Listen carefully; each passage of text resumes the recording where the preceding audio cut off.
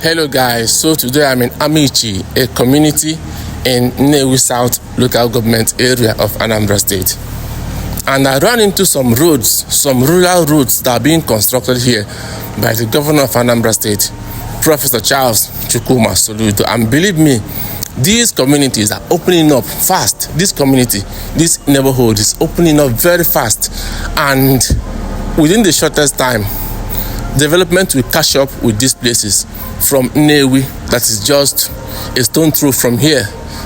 So Nnewi metropolitan area is developing so fast, and Amichi will be one of the towns that will benefit the most.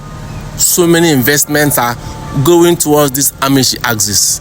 I will take you guys to see this road that's being done, and believe me, most of the land by the size of this road have been bought.